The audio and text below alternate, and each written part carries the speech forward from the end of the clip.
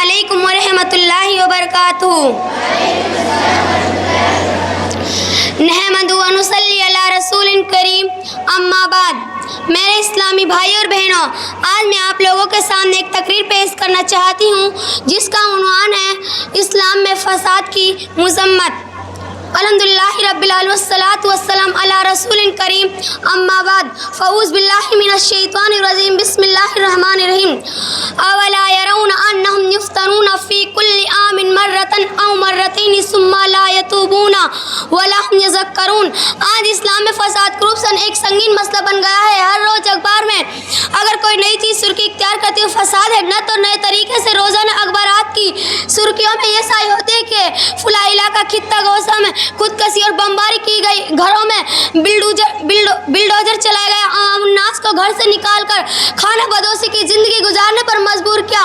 کیا اتنے ہی افراد جاں بحق ہوئے؟ گویا یہ روزانہ کا معمول بن گیا ہے۔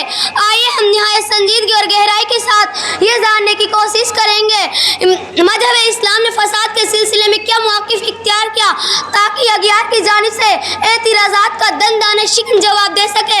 اسلام جو سلم سے مستحق ہے، اس نے یہی تعلیم دی ہے کہ مسلمان وہ ہے جس کے ہاتھ اور زبان سے دوسرے مسلمان کی عزت و آبرو محفوظ رہے۔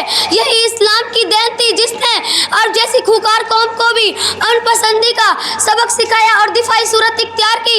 اللہ رب العالمین نے سورہ حج کے اندر فرمایا وَلَوْلَا دَفْعُ اللَّهِ النَّاسَ بَعْضَهُم بِبَعْضٍ وَسَوْآمِهُ وَبِيعُهُ وَصَلَوَاتُهُ وَمَسَاجِدُهُ يُذْكَرُ فِيهَا اسْمُ اللَّهِ كَثِيرًا۔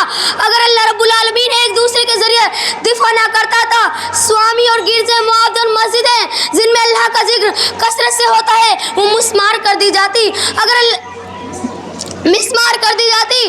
اللہ رب العالمین انصاف پسند لوگوں کے ذریعے ظالم انسانوں کو دفاع نہ کرتا تو زمین میں ایسا فساد برپا ہوتا کہ موت ڈھا دیے جاتے جو فساد کی مکروہ ترین صورت ہے جس کا دفاع کرنا ضروری ہے۔ اس دفاعی صورت کو اس لیے اختیار کیا تاکہ فساد فی الارض نہ ہو۔ یوں ہی نہیں بلکہ اسلام کا سدباب کرتے ہوئے سورہ معاہدہ کے اندر فرمایا کلما اوقدوا نارا للحرب اطفأ اللہ یسعون فی الارض فساد واللہ لا یحب المفسدین۔ جب لوگ کبھی زنگ خوریزی کی آگ بھڑکاتے تو اللہ تعالیٰ اس کو بجھا دیتا وہ لوگ زمین میں فساد برپا کرنے کی کوشش کرتے۔ اللہ تعالیٰ فسادیوں کو پسند نہیں کرتا۔ معلوم ہو کہ اللہ رب العالمین فسادیوں کو پسند نہیں کرتا۔ جس اسلام نے سب پاک چہرے اور تشدد لیول چسپاں کہاں کرنا کہاں کا انصاف ہے۔ کسی بھی خطہ میں بم بلاسٹ فوراً زوائے نگاہ مسلمانوں کی طرف مائل ہو جاتی ہے اور انہیں ذلیل کرنے کی مذموم کوشش کی جاتی ہے، جبکہ اسلام نے کسی نفس کے قتل کی اجازت نہیں دی سوائے اس کے حق کے۔ اللہ رب العالمین نے سورہ انعام کے اندر فرمایا لا تقتلوا النفس التي حرم اللہ الا بالحق، یعنی کسی ایسی جان کو جس کو اللہ تعالیٰ نے محترم قرار دیا ہے اس کو ہلاک نہ کرو سوائے اس کے ایسا کرنا حق بھی ہو۔ اسلام نے اپنے ماننے والوں کی قطعاً اس بات کی اجازت نہیں دی کہ وہ کسی کا ناحق قتل کریں اور زمین میں فساد پھیلائیں اور ایک دوسرے کی گردنیں مارتا پھریں اور انہیں امن و ایمان قائم رکھنے کی تعلیم دی۔ اسی لیے اللہ رب العالمین نے سورہ اعراف کے اندر فرمایا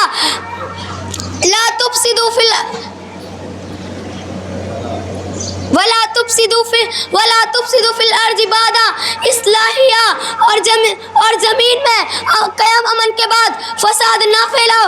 گویا اسلام نے پوری صراحت کے ساتھ تشدد فساد فی الارض کی تردید کرتے ہوئے یہی سبب مسلمانوں کا تھا۔ انہوں نے ہمیشہ امن کی راہ اپنائی، اگر کسی کو مارا تو اخلاق کی تلوار سے مارا اور بحالی اور امن پر زور دیا اور اپنے قوم کے ساتھ سب سے زیادہ وفادار رہے۔ لیکن بدقسمتی یہ ہے کہ آج امن و سلامتی سے رہنے والوں لوگوں کو فساد جیسے کبھی الفاظ سے پکارتے ہیں، کبھی کبھی الفاظ سے پکارتے ہیں اور معمولی بگاڑ کو باغی کے لقب سے ملقب کیا. آج دنیا چین و سکون کی فضا میں سانس لینا چاہتی ہے، لیکن اس آلودگی میں اس کا دم گھٹ رہا ہے. انسانیت بلک بلک کر رو رہی ہے، لیکن اس کی فریاد سننے والا کوئی نہیں ہے. میں کہتی ہوں کہ اگر تمہیں امن و سکون کی طلب ہے تو پھر آ جاؤ اسلام کے حکام کی طرف اور آ کر اس کے سائے میں آ کر تجزیاتی فیصلہ کرو جیسا کہ اور ایک پرفضا ماحول ملے گا جیسا المسلم اخو المسلم کا درس دیا ہے. جب ایک شخص کے کانٹا چبھتا ہے تو اسے دوسرا بھائی برداشت کرتا ہے. جس اسلام نے فساد کا ناپسند کیا ہے اسے فسادی کہنا کہاں کا دستور ہے. لیکن ان سب چیز سے قطعاً نظر ہے اور کچھ ایسے افراد پیدا ہوئے ہیں جو زمین میں فساد پھیلاتے پھرتے ہیں، جیسے کہ اللہ رب العالمین نے فرمایا وَكَذَلِكَ جَعَلْنَا فِي كُلِّ قَرْيَةٍ أَكَابِرَ مُجْرِمِيهَا لِيَمْكُرُوا فِيهَا وَمَا يَمْكُرُونَ إِلَّا بِأَنفُسِهِمْ وَمَا يَشْعُرُونَ. اور ہم نے ہر ایک گاؤں میں بڑے بڑے مجرمین مقرر کیے تاکہ فساد پھیلائیں. جو فساد پھیلاتے ہیں وہ اپنے لیے ہی فساد پھیلاتے ہیں جنہیں ان کا شعور نہیں ہے. اس وطن عزیز ہندوستان میں مختلف جگہوں کے اندر فسادات ہوئے. گجرات، آسام، فی الحال مظفر نگر، جن میں کتنے بے قصور اور بے گناہ لوگوں کی جانیں گئی اور ان کے پس پردہ پڑ گئے اور کسی مجرم کا ہاتھ ہے جس کو اور یہ تماشا بند ہونا چاہیے. جب مظلوموں کا رنگ جب دنیا کی طاقت جب مظلوموں کا خون رنگ لائے گا تو دنیا کی کوئی طاقت ظالموں کو پناہ نہ دے سکے گی. سچ کہا ہے شاعر نے، قریب ہے یارو روز محشر چھپے گا قسطوں کا قتل کیوں کر. قریب ہے یارو روز محشر چھپے گا قسطوں کا قتل کیوں کر. جو چھپ رہے گی خنجر لہو پکارے گا آہستی کا. میرے اسلامی بھائیوں، ان فسادات میں ہمارے لیے بھی نصیحت ہے کہ جو لوگ اللہ کے عذاب سے بھی بے خوف ہیں انہیں معلوم ہونا چاہیے کہ ان سے بیشتر قوموں کا کیا حال ہوا. مسلمانوں گزرنے والے واقعات کی آواز سنو. سچ کہا ہے اللہ رب العالمین نے اَوَلَا يَرَوْنَ أَنَّهُمْ يُفْتَنُونَ فِي كُلِّ عَامٍ مَرَّةً أَوْ مَرَّتَيْنِ ثُمَّ لَا يَتُوبُونَ وَلَا هُمْ يَذَكَّرُونَ.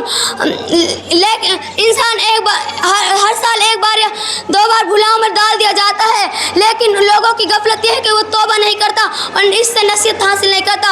یہ تمام آیات قرآنیہ اس بات پر دال ہیں کہ اسلام نے ہمیں چونکہ اسلام تو نام ہی ہے اور لہٰذا ضرورت اس بات کی ہے کہ ہمیں اپنے لحاظ عمل قوانین ہم کو لحاظ عمل بنائیں اور